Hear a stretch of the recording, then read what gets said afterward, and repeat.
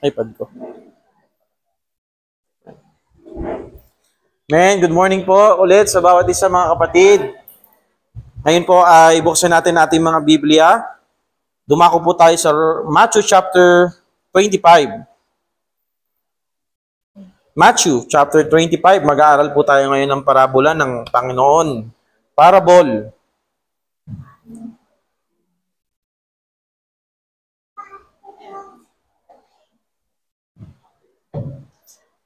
Sundan nyo lamang po ako sa inyong mga mata at babasahin ko po ang salita ng Diyos. Mula po sa verse number 14 hanggang po sa verse number 30. Pag nakita na po natin, say amen.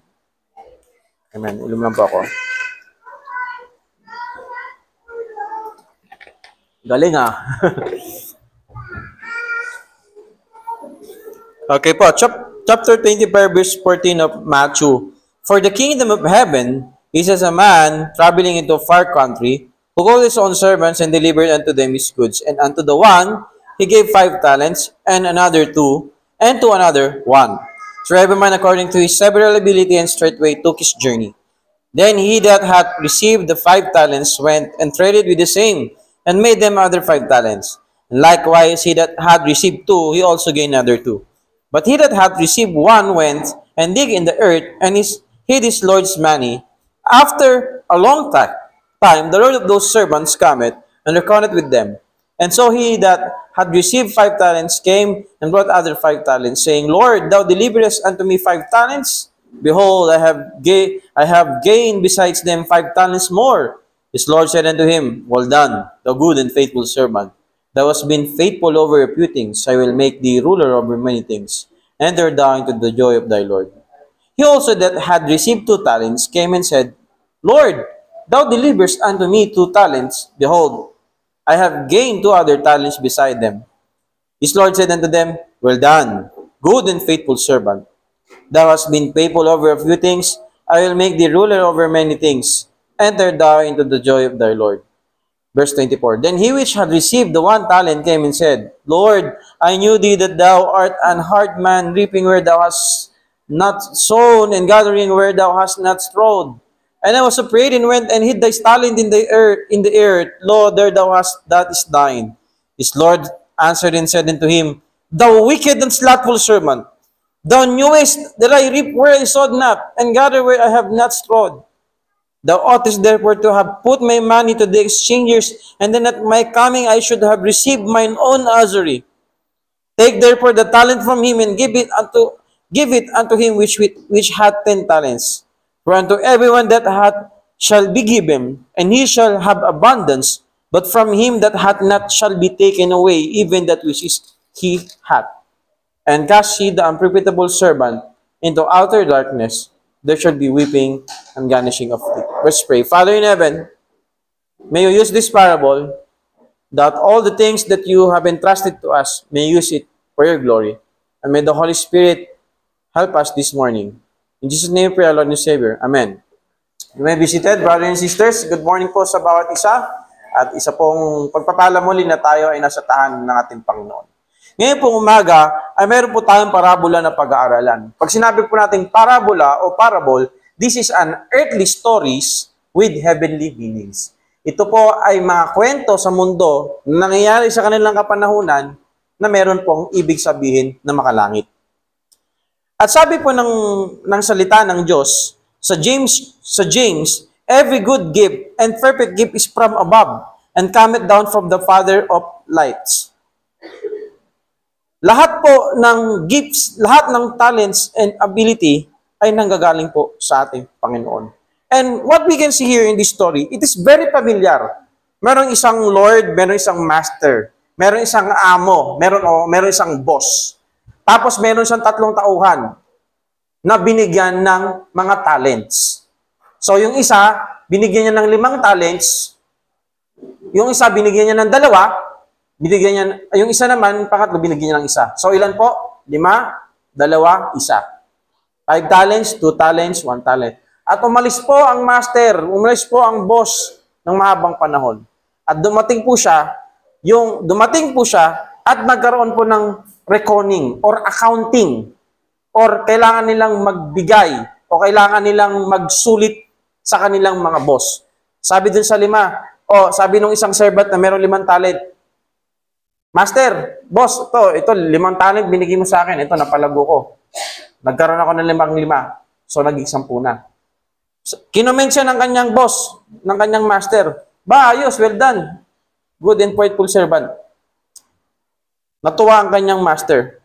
Yung pangalawa, na pinagkatawalaan ng 2 talents, naging ng 2, naging 4, natuwa din. And yung pangatlo, ang sabi ng, meron akong Tagalog translation dito, ano yung dahilan niya? Tingnan natin yung dinahilan niya, no? Sa kanyang boss, Matthew chapter 25, maganda itong Bible na to, no? Itong Tagalog. Verse number 25, verse number, yung exact kung sinabi niya, verse number 24. Ito po. At lumapit naman ang tumanggap ng 1 talent. Alam ko po kayo'y mahigpit, sabi niya. Gumagapas kayo ng hindi nyo tinamnan at nangaanin na hindi nyo hinasikan. Parang, boss, strict kayo eh. Alam kong strict kayo. So, merong pagkatakot. Natakot po ako kaya't ibinaon ko sa lupa ang inyong salapi o yung talent. Ito na po yung 1 talent. Anong sabi ng Panginoon? Ng kanyang master, masama at tapad na alipin. And then, binigyan niya ng judgment yung pang-isa. At mga kapatid ko sa Panginoon, ito po ay isa sa mga palaabula na tinuro ng Panginoon bago po siya ipako sa krus ng Kalbaryo. And the Lord was giving the ultimate purpose for the servants, sa mga apostol, sa mga disipulo, who have been left in charge while the Master is away. So, parang ito yung sinasabi ni Jesus Christ. The heavenly meaning is, aalis ako, iiwanan ko kayo dito, pero someday, babalik ako. That's the heavenly meaning of this parable. And makikita natin sa verse number 1, may talents, merong isang parable, yung parable of the 10 virgins. And then this parable, the parable of the talents. At ito mga parable na to, since wala ang Panginoon, umakyat sa langit, at someday babalik siya sa rapture, meron tong meaning sa atin ngayon. So, the parable of the 10 virgins, yung unang parable, and the parable of the talents, same na anticipation or pag-aantay sa pagbabalik ni Jesus Christ. Yung parable of the 10 virgins, ang ini-stress nito, ang ina-emphasize nito, maging prepare. Be prepared in watching. Bakit hindi nag-prepare yung kalahati ng mga dalaga? Naiwan sila, hindi sila pinapasok sa kasal. So as Christian, be prepared and watching sa pagbabalik ng Panginoon. And here in parable of the talents, ang ini-stress dito, ang in-emphasize is to be productive and working while waiting for the Lord's return. Yung tipong bilang isang mga Kristiyano, tayo ay dapat maging productive. Tayo dapat ay nagtatrabaho. Sa madaling salita, meron tayong ginagawa para sa Panginoon. Now, what do we mean by talent here? Ano ba to, Pastor? Ito ba yung magaling kumanta, magaling sumayaw, magaling mag-rap, magaling mag-flip-flop? Hindi po. The talents that was used here, that's why in Tagalog, tinranslate na nila, 1,000 yung nakalagay. But we don't know the exact. We don't know the exact amount of money, but it is a big amount of money. Because the master is rich. So, talent here is money. But we don't know the exact how much it is yung isang talent that time. Kasi meron tayong tinatawag na cultural discontinuity sa theology. It means, yung halaga ng pera nila sa halaga ng pera natin ngayon, medyo magkaiba na. Hindi natin alam ang kultura nila. At ang Panginoon po, God gives few gifts to some people. So, talents, gifts, ability. So, we will take that as one thought. Bakit nagbibigay ang Panginoon ng kakaunting gift sa iba? Bakit yung iba marami? Bakit ako isa lang? Bakit sila sobrang talented?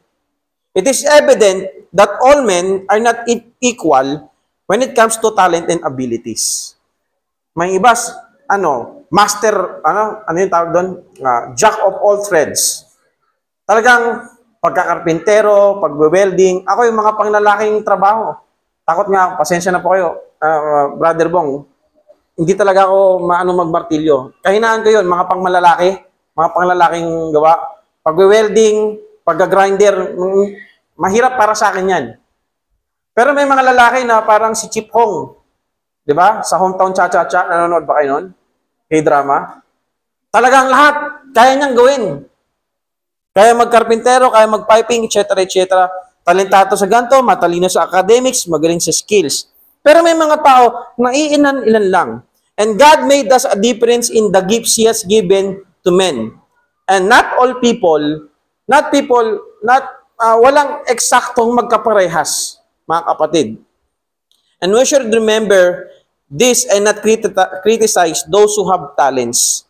And we should not become proud if God gives us more talent than the others. Now the question is, let's settle this question. Bakit ang Diyos, why has not God given to all people the same gifts and talents? Bakit kaya ako? Ganito lang ako.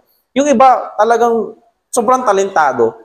Maraming pinagkatiwala sa kanila. O yung time ng iba na hindi ako masyadong nabiyayaan.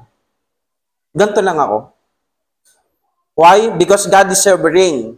He has the rights kung mas marami ang ipagkakatiwala ng talento, gifts, abilidad sa isang taong ito o dito, konti lang. He has the reason. He is sovereign. Siya yung nakakaalam. Another one is, God loves variety or iba-iba. In all of God's world, there is most beautiful diversity. Kumbaga, iba't ibang uri ng halaman, iba't ibang uri ng species ng hayop, iba't ibang uri ng tao. Pag tinignan yung mundo as a whole, very beautiful. For example, hindi lahat ng mga stars nagsashine pare-parehas ang kanilang brilliance, no? Yung ibang star mas makinang, yung iba konti lang, yung iba medyo, pero pag tinignan mo, napakaganda. Sometimes, God made the tall and mighty trees as well as the small blades of the grass. So, mula sa malaki, mula sa maliit, when you take a look at it as a whole, it's very beautiful. God loves variety. Kaya, we are so unique. Because, another one, there are many small places to be filled with small gifts. Ito yung hindi naiintindihan ng iba. Na porkit ito lang yung kanilang gawin, wala na silang maitutulong or may aambag. Mamaya pag-uusapan po natin yan ng mas malawak pa. Last, why God has not given to all people same gifts and talents and ability? Because God can do great things even with that just one small talent, one small gifts, one small ability. So my brother and sister in Christ, when you receive the Lord Jesus Christ as your Lord and Savior, merong ibinigay sa iyo ang Panginoon na kahit isang spiritual gifts. And this afternoon, we will talk about that in our afternoon service. And this relates to what we were talking about in our church meeting after afternoon service. The things that God has entrusted to you, and this afternoon, we will talk about that. Ano ba yung mga spiritual gifts na yun? Hindi mo pwedeng sabihin na, ay hindi, wala talaga akong talent, wala talaga akong spiritual gifts, pastor. Wala, ganito lang talaga ako. Uupo lang ako sa simbahan, tapos wala na, tapos na. No. When we get saved, God has given us even one spiritual gifts. And we will talk about that this afternoon. So, bumalik po tayo mga kapatid. Amen? Now, what is the lesson? What are the lesson from the parable of the talents? Ano ang matututunan natin dito? May 5 bagay na nais kong i-share sa inyo na i-reflect natin mula sa istoryang to na merong 5 binigyan, may 2, may 1. Sa 2 dahil sila ay ginamit nila yung binigay sa kanila na talento o na pera, pero yung isa hindi. Parang kwentong pambata. Pero marami tayong matututunan sa pagkakataong ito. At I challenge you to apply that in our Christian living. Are you ready to listen, mga kapatid? Are you ready for point number 1? Amen? Number 1 lesson is that even small gift must be accounted for us. Let me repeat that. Even small gifts must be accounted for. Pwede ba nating basahin yung Tagalog? 1, 2, 3, go. Kahit maliit na abilidad ay bibigyang sulit ng Panginoon. Sa storya na to, yung mga servants, yung tatlong servants na nag-appear sa kanilang master, lahat sila nag nagkaroon ng accounting, nagkaroon ng reckoning, nagkaroon ng pagsusulit. Kahit yung isa lang na binigyan o yung dalawa lang na binigyan, lahat sila ay merong pagsusulit sa Panginoon. Sometimes, we think only the high and mighty will be accountable for their talents. Parang, hindi, ikaw naman yung magaling eh. Ikaw naman yung nandyan eh. Sige, ikaw naman ang mananagot sa Panginoon. Ako, ganito lang ako forever as a Christian. Wala na akong gagawin para sa church. Kasi kayo lang naman nangaharap kay Lord. That is wrong. Pagdating natin sa langit, hindi niyo pwedeng sabihin, hanapin niyo si Pastor Chris, hanapin niyo si Pastor Bing, o sino man tumayo dito sa pulpit. Hindi, Lord, si Pastor Jomar na po yung sasagot para sa akin. No. Lahat tayo merong pagsusulit, maliit man o malaki na abilidad ang binigay sa atin ng Panginoon. We think that our mistake, for example, we think that our mistake and sins are so insignificant that they will not be judged. Parang ganito yan. Sa kabilang banda naman, maliit lang naman to kasalanan ko, hindi to judge ng Panginoon. Anong pinagkaiba nung nagnakaw ka ng 1,000,000 tsaka sa nagnakaw ka ng piso? Siyempre, may pagkakaiba yun. Pero ang pinagkaparehas nun, parehas silang kasalanan at parehas silang huhukuman ng Diyos. We convince ourselves sometimes that other people will not hurt by our sins, so God will overlook them. Yung kasalanan kong ginagawa, ako lang naman ang naapektuhan. So baka hindi na to bigyan ng paghuhukom ng Panginoon. But that is not the case, my brother in Christ. Each one of us must give an account of how we will use what has been entrusted to us. Now, as you listen to this message, I want you to think of the things that you know in your heart and in your mind that God really entrusted to you.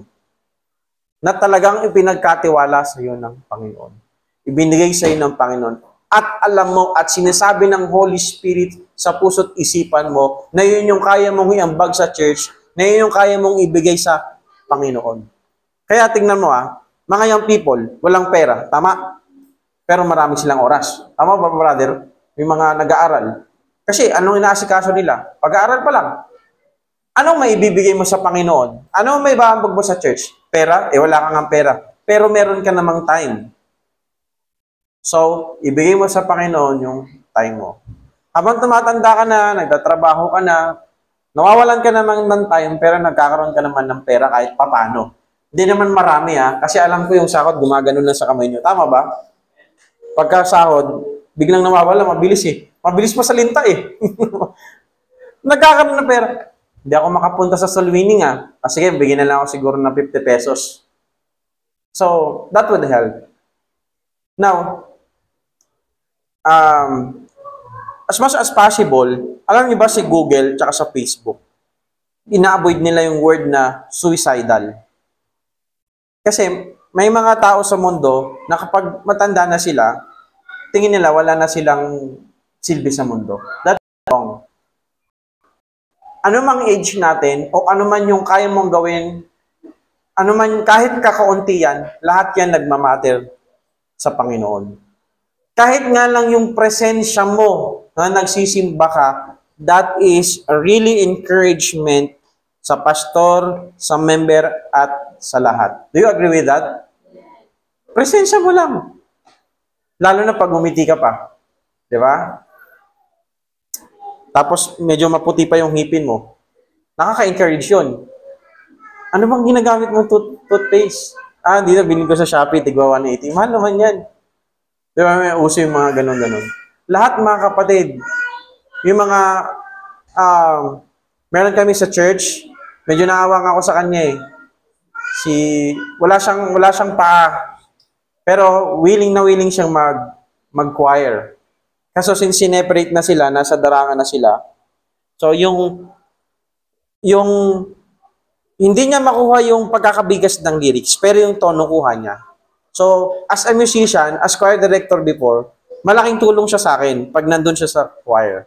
And then, knowing na sa ibang mga choir member, na ito nga, walang paa, layo-layo pa, patagabi ng onan, pupunta dito para mag-choir. So, that's encouragement. Nakita niyo sa Facebook, yung wala ding paa, pero naglilinis siya sa simbahan, nagbabacuum ba? Hindi, pastor, kasi hindi naman tayo nakakarpet, kaya hindi ako magbabacuum sa church.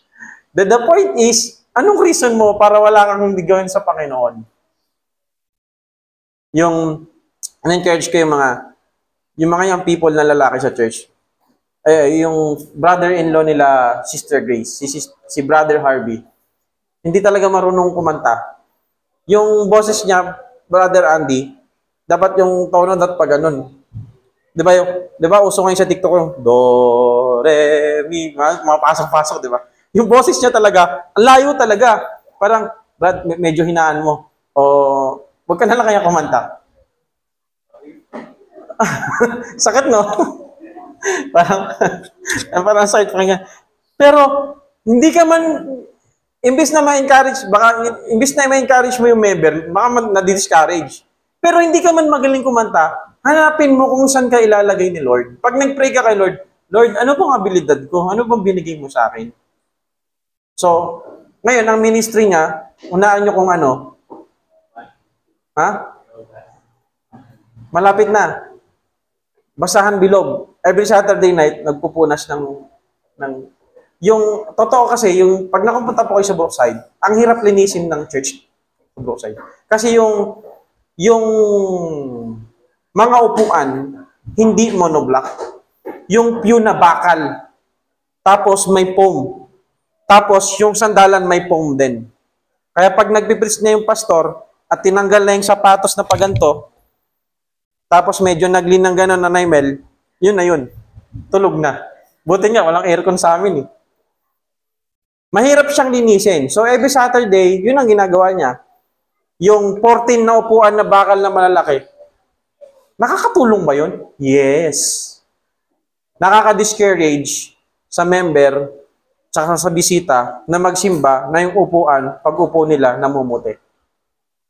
Even small gifts that will be accountable to the Lord someday. So, sabihin na natin, ang ministry, hindi lang yung pagpapiano, pagsusonglit, at pagpapasa choir. Lahat ng ginagawa mo sa church, that is ministry. Paghuhugas ng plato, di ba? Once a month, halimbawa, mayroong general cleaning sa church. Di ba? Yung pag-aagyo, lahat po yan, ministry. Second thing, not just, even small gift must be accountable for, but also, the account will be personal. Ang pagsusulit ay personal. Katulad ng nabanggit natin kanina. Each servant stood before the master to account for what he had done with the talents the master had given to him. Each of these servants had only to give an account for his own action. And they were not individually judged on what all three had done collectively, neither did each one had to give an account for the other two. Yung tatlo, individual, isa-isa silang in-account. Uulitin ko, pag tayo humarap na sa Panginoon, ikaw at Panginoon, pagdating sa langit, equal tayo. No? Dito naman, equal din naman tayong lahat. Mas mabango lang siguro yung down ninyo kaysa sa downy namin. Kasi kami, tigo-8 lang eh. O mas masarap yung higaan, o mas masarap yung ulam nyo paggabi. Doon lang tayo hindi nag-i-equal. Pero tayong lahat, equal po tayo. Pagdating sa langit, kapag tayo ay magbibigay na sulit sa Panginoon, hindi ka pwedeng magturo. Oh, Brad, ganito. Pag nagbabanggit ako ng names sa pulpit, hindi yun anong pupulpito. Ano lang, example lang. O, halimbawa, ganito, Andy, sasabihin ni Lord, Andy, bakit hindi ka nag-soul winning nung niligtas kita kahit isang tao, wala ka nabigyan ng trucks Lord, kasi yung mga trucks sa church walang tatak Hindi ko mabigyan. Sasabihin sa'yo ng anghel, Kahit wala naman patak, pwede mong ibigay eh. Mga kapatid, lahat po tayo sasagot sa Panginoon.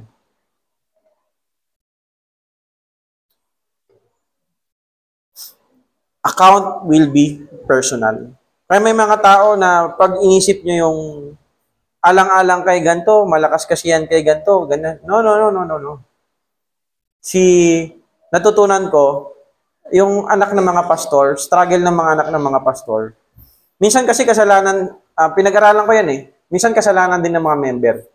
Kasi tinuturing nilang espesyal yung anak ng pastor. Kaya, lumaki sila na gusto nila, espesyal sila. Na pag hindi sila natrato ng espesyal, na nasasaktan sila. Yung mga bata dyan, pare-parehas lang din po yan, mga kapatid. Amen po? So, wala ditong palakasan, walang ganyan. Yung iba ganun eh. Dikit ito, sa ganyan. Pagdating sa langit, wala nang palakasan. Lord, naman ako kay Pastor eh. Sa church namin, malakas ako dun. Okay na ako, Lord. Yung rewards ko, huwag mo namugin. Hindi po, mga kapatid. Third thing, not just small must be accountable for, that account will be personal. Also, that account was particular. Ang pagsusulit ay particular. Everything we do will be examined. 5 talents, 2 talents, 1 talents. Ang sabi ng Bible, for every idle word, I-D-L-E, anuman yung idle word, that man shall speak, nasasabihin ng tao, he shall be brought into account at the day of judgment. Ano yung idle? Bawat salita daw, yung idle, ito yung mga salita na wala namang katuturan. Yung word na may katuturan ba yun? Ginagawa pa ng ano, no? Amen. Pastor, amen yun. Hindi yun na pang gangster. Yung mga salita na wala namang laman. Sabi ng Bible, pati yan, bibigyan natin ng account pagdating ng paghukom. It is very particular. It is failure in the little things that cost you and me go astray. Akala, yung maliit na kasalanan, pag pinagsama-sama mo yan, nagiging malaking kasalanan. Maliit na butas, lumalaki. Konti lang, lumalaki. Maliit, lumalaki. Kaya, sinasabi sila nahulog sa tulay. Si ganito sa tulay. Si Pastor ganito nahulog sa tulay. Sa teacher ko, walang nahulog sa tulay. Pinili nilang tumalog sa tulay. Walang ganon. There's no such thing as that. Bakit? Nagsimula, ano yung kanta natin? Nagsimula saan? Yun. Totoo yun. May mga wordly song na talagang yung lesson, sapak, nagsimula sa patikim. Kaya ingatan po natin yung sarili natin. Sa mga young professionals, may mga team building kayo. Si boss na yung nag-uulok sa'yo. Diba? Nag-ausap kami ni Brother Andy. Kahit daw alokin siya yung master nila yung boss nila eh. Ba't magkano bibigay siya? $100,000? $100? $100. Dapat kinagat mo na. Bibigyan mo daw siya ng $100? Sa shot lang, brother. Ano, Brother Marvin, ano? Ano, sa tingin mo? Sayang, no? Minsan ganun, si boss na yung nag-alok sa'yo, hindi mo pa bastusan na yan. Sabihin mo, pag ginanon ka, sino bang mas malupit? Si Lord o yung si boss? Sasagot tayo sa Panginoon. All of yesterday was made up of little things. All of today is made up little things. All of life is made up little things. If we are not faithful in the little things, we cannot be faithful in the whole things. And God will ask an account of every little things in our life. Hindi tayo mapagkatiwalaan sa malaki, hindi tayo mapagkakatiwalaan sa maliit, hindi tayo mapagkakatiwalaan sa malaki. Hindi lang yan sa giving, ha? O pwede na yun sa giving in application. Pero sa lahat, ng pinagkatiwala sa atin, Lord. Next, number 4. Nandyan pa po tayo? Second to the last. That account will be impartial. Ibig sabihin, ang pagsusulit ay walang tinatangi. No one will be excused for giving an account. Ang Panginoon, He is a God of order. And you will notice, not one of the servants was excused by their boss or by their master.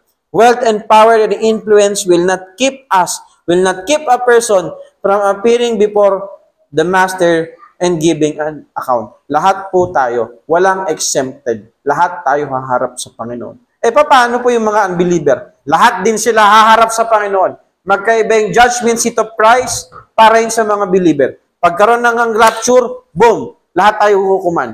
Pero ang paghukom sa mga unbeliever, great white throne judgment, huling paghuhukom. Lahat taong pinanganak sa buong mundo, haharap sa Panginoon. Babasahin ang lahat ng mga kasalanang ginawa nila at bibigyan ng Panginoon ang parusa sa kanila panghabang buhay. And they will cast into the lake of fire forever and ever. And every person that live in the world, they will confess that Jesus Christ is Lord. So mga kapatid, ang Panginoon just. At faithful siya, hindi magiging, tingnan natin to huwag nating isipin na ang Panginoon faithful lang magbigay ng mga pagkain natin, pag-iingat sa atin, pagmamahal sa atin, yung mga positive things. Alam niyo ba, faithful din ang Panginoon ibigay yung mga nararapat sa atin. Kung hindi tayo papaluin ng Panginoon, hindi siya magiging tapat. Kaya ang pagpapalo ay pagpapakita na ang Panginoon ay tapat. Simple. Pagsunod, pagpapala. Pagsuway, pagpapalo. Consistent ang Panginoon dyan, from Genesis to Revelation. Last but not the least, having only a few talents, konti lang yung binigay sa iyo ng Panginoon, will not keep us from being rewarded. You will notice that when the servant who gave 5 talents had used them faithfully, sabi ng master, well done, good and faithful servant. Ito po yung sinasabi ko sa inyo na WD degree, well done degree. Thou hast been faithful over a few things, I will make thee ruler over many things. Enter thou into the joy of the Lord. We might naturally think that the servant na nagbigay lang ng 2 talents at ginamit niya yun faithfully, ay bibigyan siya ng lesser reward. But same yung pagkakasabi sa 5 talents servant at sa pangalawang servant. So, hindi ibig sabihin yan lang yung binigay sa'yo. Pastor, hindi ko talaga kaya, pastor, mag-choir. Gusto ko yung math, pero ayaw ng math sa akin. Gusto ko yung pagkanta, pero ayaw ng pagkanta sa akin. Saan ka ba magaling, kapatid? Pastor, masarap po ako magluto. Sa kitchen ministry ka. Pastor, mahilig po ako sa mga bata. Dito ka sa mga bata. Alam nyo, sa mga young people sa church, ano yung ministry na neglected? Hulaan nyo po, mga kapatid. Sa church, sa experience ko, ano ang pinaka-ministry na neglected na ayaw ng mga young people? Sa tingin mo, Sister Hart? Lakasan mo! Yun. Paghugas ng plato. Ako, ang ginagawa ko, naghuhugas ako ng plato ng young people ako kahit ako youth leader. Pero dapat kasama ko si Teacher Grace. Bahala kayo makinig ng preaching diyan, ako naliligaw dito. Joke lang yun Hindi, role model. Yun, yung pagwawalis, paglilinis ng church, paghuhugas ng plato. Basta, ewan ko. Siguro, ganun din kasi ganun talaga, mga young people, pero hindi dapat Ang mga ganyang ministry, training po yan sa buhay. Paghuhugas ng plato, paghugas, paglilinis. Ministry po yan. Naunawaan po ba natin na ang paglilinis ministry yun? Amen? Testimony yan Testimony po yan.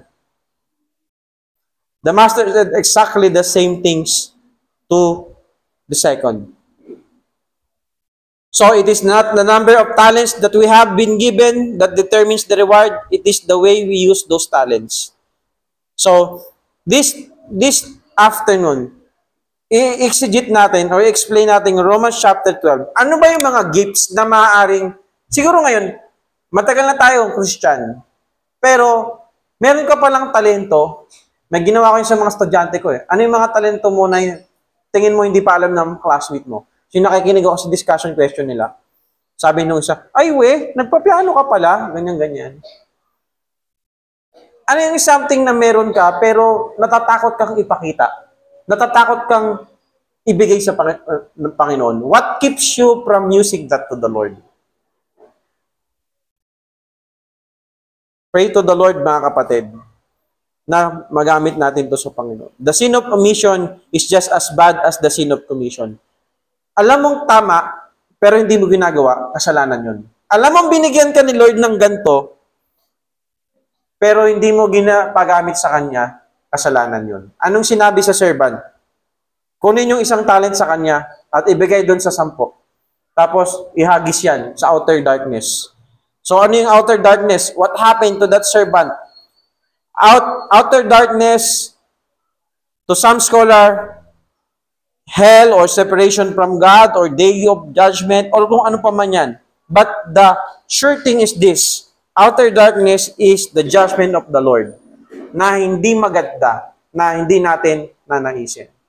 So, let's just reflect this morning. Kung ikaw, may ginagawa pa na kay Lord, the question is, are you doing your best for the Lord? You know, when doing something for the Lord, this is the best thing. Huwag tayong mag-settle ulit sa okay na yan. Diba? Ano, yung magwalis ka, okay na yan. Pangit po na ugali yung okay na yan. Dapat, pag sa Panginoon, best. Sabi ko, nagrant ako dati, sabi ko, bakit pag para sa Panginoon, palaging substandard? Bumili kayo ng battery. Yung, ano ba yung brand na color yellow? Yung orange? Yung mga dalawang gamitan lang, wala na. Bumili tayo ng battery. Dapat yung ever ready na, pang matagalan. Bumili ng ganito para sa church. Wala. Classy.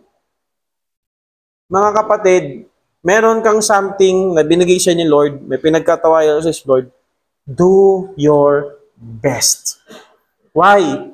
Because it's God. Diyos po, para po yan sa Diyos, hindi para sa tao. At ginagawa mo yan para sa tao. Naalala ko, nung immature pa akong Christian, bata pa akong Kristiyano, pag nandyan lang si Pastor Bong, kasi kinoconstruct yung church eh. So, pag wala si Pastor Bong, andun lang kami nag-RC. Ngayon people. Init eh. Basta makapagpala ka ng 10 minutes o ano. Tapos yung sila, Kuya Jun, yung mga matatanda yan. Trabaho lang sila ng trabaho. Pero yung sasakyan ni Pastor Bong, malayo pa lang, siguro doon pa lang sa gate, alam mo na, nandiyan na si Pastor eh. So, pag narinig mo na yung ano na yun, mag-uunahan lang kunin yung pala. Gumagawa lang para sa Pastor. Mali po yun.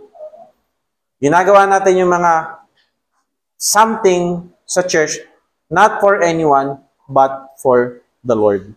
Let's all stand up. Father in heaven, Lord, this morning, napag-aralan po namin na parable of the talents. And bagbagin niyo po kami, Panginoon. Ano po yung mga bagay na binigay niyo po sa amin na hindi pa po namin nakikita? Buksan niyo po ang aming mga mata. Ano man po yung mga bagay na ginagawa namin para sa inyo, pero di namin ginagawa yung best namin, pagbagin niyo po kami, Lord. O meron kaming mga bagay na pinagkatiwala niyo sa amin, pero natatakot namin ipagamit para sa iyo. Panginoon, tulungan po ninyo kami. At salamat po. It's such a privilege to know you, and to serve you. Brother and sister in Christ, this morning, I want you to reflect. You're doing something to the Lord. Are you really doing your best? Wala kang ginagawa para sa church. That's it. Mamamatay na tayo na wala tayong ginagawa para kay Lord. Or you're just scared, natatakot ka. Why? Do you know that serving the Lord is the best thing that we can do in this life? Do you know that it's such a privilege to know the Lord, not just to know the Lord, but to serve Him, the Lord of Lords and King of Kings? Brother and sister in Christ, anything that you will do, and if that has a right motive, hindi yan sayang. So let's have a private moment with the Lord. You come forward, come to the altar, or you can welcome from where you are. Ask the Lord, Lord, please help me to do my best for you. Hindi po substandard, hindi lang type C, hindi lang class C, kundi I may do my best for you. Lord, natatakot po akong gawin to, pero you put this desire in my heart, but I'm scared. Lord, please help me. Or kung wala pa kang ginagawa sa church, Lord, may you open me, our hearts, our mind, what you want me to do for your kingdom, for your glory. Let's pray.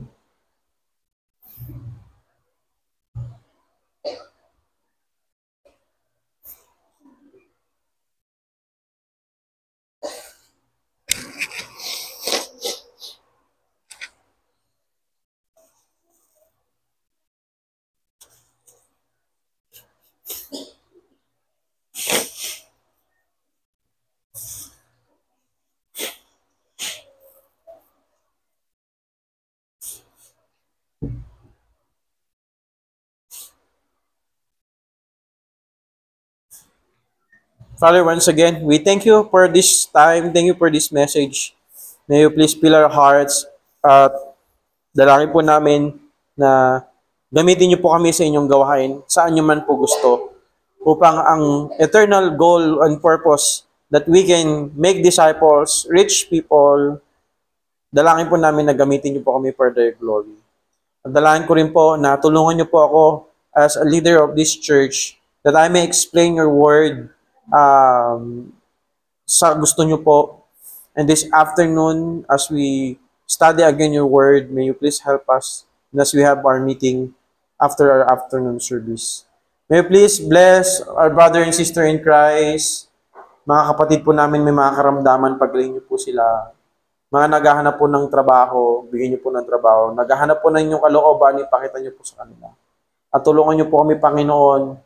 Bless niyo po ang bawat area ng aming buhay, financially, and sa aming pong trabaho, sa aming pong pag-aaral, sa lahat po ng mga nanay-tatay na nag-aasikaso sa kanilang mga anak, sa mga nagta-travel po ng mga estudyante, so may you bless our spiritual life, and may make glory in our life, because this is the real purpose, real reason for everything, for your glory and for your own praise.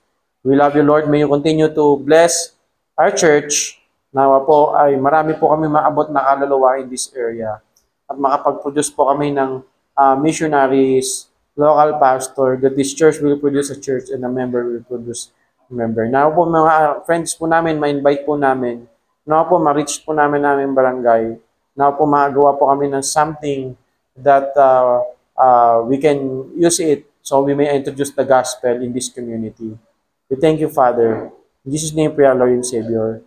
Amen. Amen. Praise the Lord. And this time, we'll ask Brother Bong to pray. Ay, tapos na pala, no? Offering.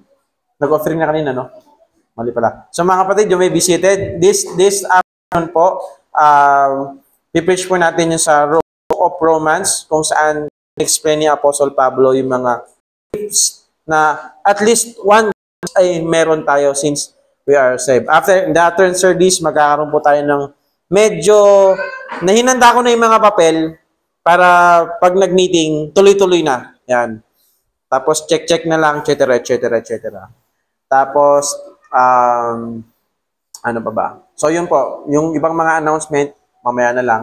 But our goal is after